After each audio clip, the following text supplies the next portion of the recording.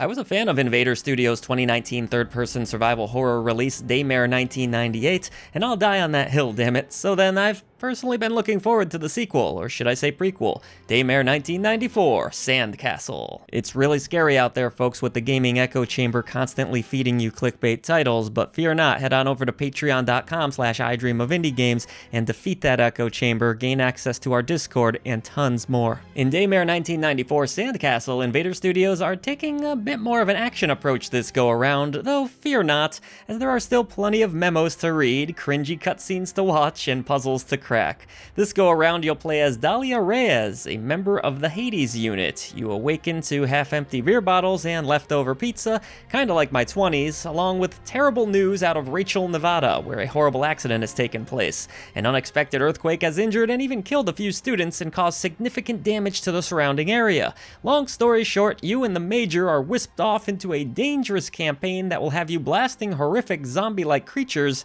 and freezing them a lot. Yes, you're gonna be going Sub-Zero on their asses this time around. Daymare 1994 has more cheese than an art show and Steve Urkel combined. It's just as campy and ridiculous as one would expect, and the poor voice acting just adds to that charm. It seemed like a baseless theory, but then they made a discovery that changed everything. In that briefcase, I'm not sure, but...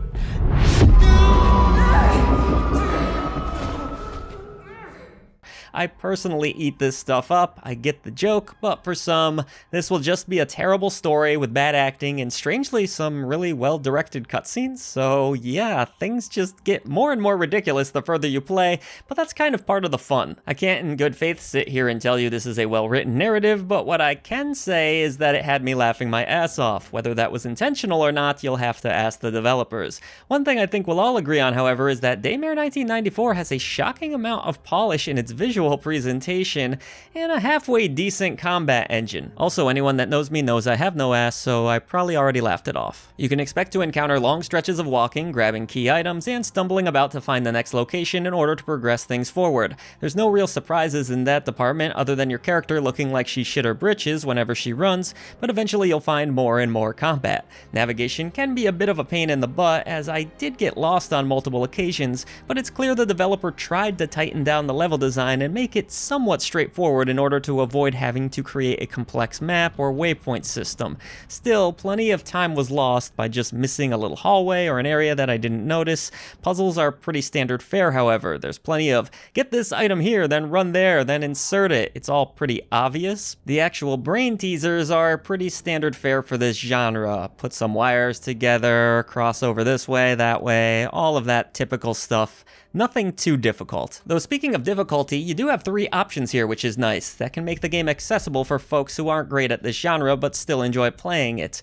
The combat in Daymare 1994, let's talk about that now. It is equal parts fun and frustrating. Switching between weapons is actually very smooth, as too is the aiming. The shooting feels very quick and responsive as well. The game also attempts something a bit different when you unlock an additional weapon that can freeze enemies. This weapon comes in limited supply, so you'll need to use it wisely before having to fill it back up. You do get items that can help you to fill your backpack once again, and also it will slowly recharge. Depending on your difficulty, that might be a little bit faster. But the results ultimately of this weapon are pretty fun. You see, in this game, enemies come back to life in pretty interesting ways. Downing your foes often sends an electric ball of light flying out of their bodies, which will then repossess a nearby corpse and bring it back to try and kill you. Your best option to kill foes for good is to often just freeze them entirely, which can take a bit of time, and then blast them into pieces with your shotgun. Enemies will also lunge at you, so you'll need to mash on the A button if they do grab onto you in order to escape. I think my biggest gripe with the combat would just be the enemy AI. These monsters love to ride right up your butt, and even worse,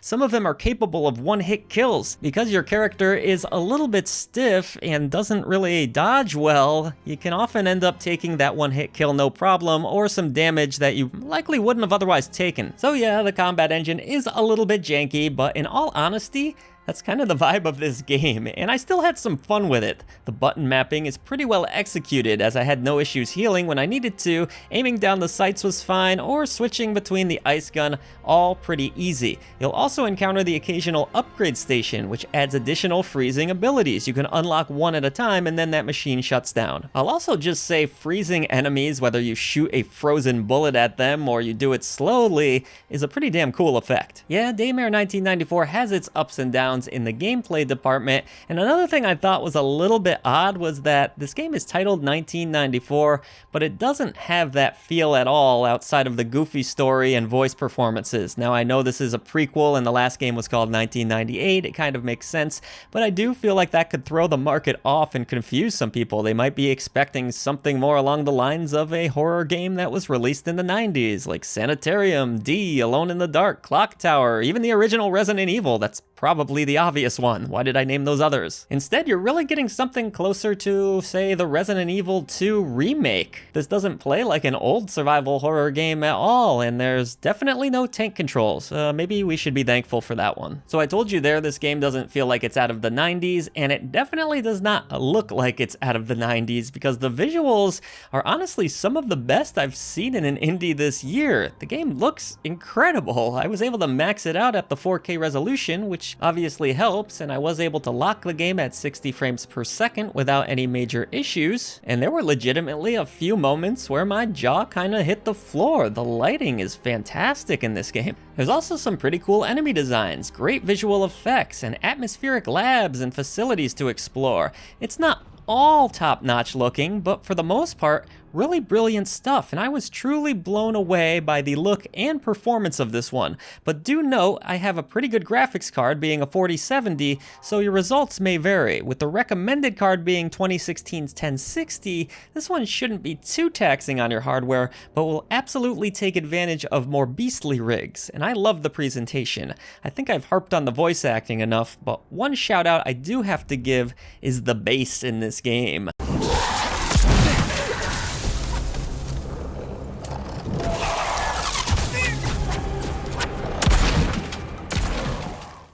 The game has some serious tone, and the bigger the explosions are, the more incredible they sound, even on my little soundbar. This game will rattle your living room, and it mostly sounds excellent throughout. Again, campy voice acting aside, great sounding game. All told, Daymare 1994 is a pretty janky product as its predecessor was, but it kinda worked for me. While recognizing its flaws, I still had a ton of fun with the combat, even though it did piss me off a few times, and the campy story was enjoyable as well. With the outstanding visuals keeping me invested, it's definitely not perfect, but I still recommend checking this one out, especially if you were a fan of more modern remakes like Resident Evil 2 and 3 recently. But do expect just a sprinkle of the past in the storytelling. A solid sequel here, prequel. Check it out.